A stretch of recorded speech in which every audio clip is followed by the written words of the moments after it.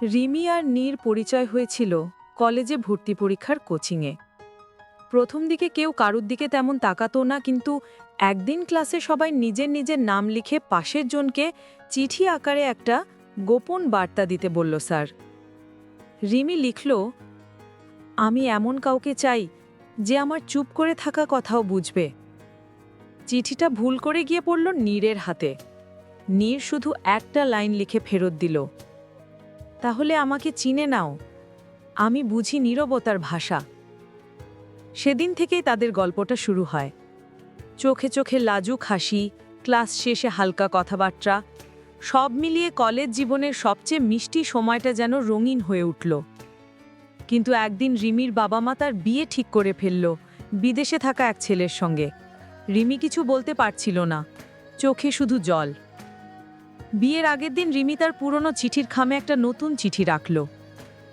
তুমি আমার নীরবতার ভাষা বুঝতে পেরেছিলে, আজ আমার অশ্রুর ভাষাও বুঝবে কি? নীর চিঠিটা পেয়ে নীরব হয়ে গেল, কিছু বলল না। তবে কয়েক বছর পর রিমি যখন নিজের বাচ্চাকে স্কুলে দিতে যায়, তখন গেটে দাঁড়িয়ে থাকা প্রিন্সিপালকে দেখে চমকে ওঠে। সেই নীর, চোখে আগের মতোই সেই নীরবতার হাসি। রিমি থমকে দাঁড়ালো স্কুল গেটের সামনে। হাতের মধ্যে থাকা বাচ্চার হাতটা কাঁপছে, কিন্তু সে নিজে কাঁপছে অন্য কারণে। সামনে দাঁড়িয়ে সেই মানুষটা নীর। সময় যেন থেমে গেল। দুজনের চোখ এক হলো, কিন্তু কেউ কথা বলল না। শুধু হাওয়ায় ভেসে এলো পুরনো চিঠির সেই শব্দ, আমি বুঝি নীরবতার ভাষা। নীর ধীরে ধীরে এগিয়ে এলো, হালকা হেসে বলল, তুমি কেমন আছো রিমি? রিমি নিজেকে সামলে বলল, ভালো আছি। তুমি? ভালো আছি, এই স্কুলটাই আমার স্বপ্ন ছিল। নীর বলল, শিশুদের মুখে হাসি দেখলে পুরনো ব্যথাগুলো কিছুটা কমে যায়। বাচ্চাটা মিষ্টি করে বলল, মা, উনি কি আমাদের নতুন হেডম্যাম? রিমি চুপ করে মাথা নাড়ল। দিনগুলো যেতে লাগলো। রিমি প্রতিদিন ছেলেকে স্কুলে আনতো, নীর দূর থেকে তাকিয়ে থাকত। একদিন স্কুল শেষে বৃষ্টিতে সবাই দৌড়ে চলে গেল, কিন্তু রিমির হাতে ছাতা ছিল না। নীর এগিয়ে যেয়ে ছাতা ধরল।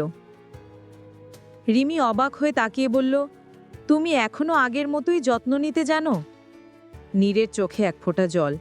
বলল, ভালোবাসা হারিয়ে যায় না, শুধু জায়গা বদলায়। রিমি কিছু বলল না, শুধু চুপচাপ বৃষ্টিতে ভিজে থাকা সেই চিঠিটার কথা মনে পড়ল, যেটা একসময় কাগজে লেখা ছিল, আজ সেটা বৃষ্টির ফোঁটায় মিশে গেছে। তবু হারায়নি, থেমে গেছে। স্কুলের উঠানে জমে থাকা পানিতে পড়ছে সূর্যের আলো।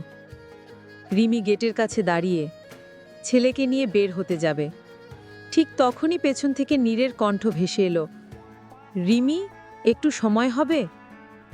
রিমি থেমে গেল, ঘুরে তাকালো। আগের মতোই শান্ত মুখে সেই মানুষটা, তার হাতে একটা পুরনো খাম, ঠিক সেই রকম যেরকম চিঠিতে তাদের ভালোবাসার গল্প শুরু হয়েছিল। নীর খামটা এগিয়ে দিয়ে বলল, তোমার জন্য শেষ একটা চিঠি লিখেছি, এবার কোনো উত্তর চাই না, শুধু পড়ে নিও। রিমি চুপচাপ চিঠিটা হাতে নিল। বাড়ি ফিরে খুলে দেখে চিঠিতে লেখা, রিমি, তুমি আমার জীবনে না থেকেও ছিলে প্রতিদিন। তোমার চিঠি, তোমার সেই নীরব চোখ দুটো, সব কিছু আমার ভেতরে আজও বেঁচে আছে। তুমি সুখে থেকো। তোমার সন্তানের হাসি যেন তোমার জীবনের সবচেয়ে বড় পুরস্কার হয়। আমি দূর থেকে তোমার সুখ দেখব, এটাই আমার ভালোবাসা। নীর। রিমির চোখ ভিজে গেল। চিঠিটা ভাঁজ করতে গিয়ে দেখে এক কোণে ছোট করে লেখা, যদি কখনো মনে হয় কেউ তোমাকে বুঝছে না, আমি এখনো এখানেই আছি। কয়েক সপ্তাহ পর রিমি স্কুলে গিয়ে শুনল, নীর অন্য শাখায় বদলি হয়ে গেছে, গ্রামের একটা ছোট স্কুলে চলে গেছে। কিন্তু রিমি প্রতিদিন তার ছেলেকে নিয়ে সেই গেটে দাঁড়ায়, যেখান থেকে একদিন শুরু হয়েছিল তাদের গল্প। বছর শেষে স্কুলের ফলাফল বিতরণ অনুষ্ঠানে হঠাৎ প্রিন্সিপাল হিসেবে নতুন নামে ঘোষণায় সবাই হাততালি দিচ্ছে। রিমির চোখে জল, কারণ মঞ্চে দাঁড়িয়ে হাসছে নীর। সবাই অবাক, কিন্তু রিমি জানে চিঠিতে লেখা ভালোবাসা হারায়নি, শুধু সময়ের হাত ধরে নতুন অধ্যায়ে ফিরে এসেছে।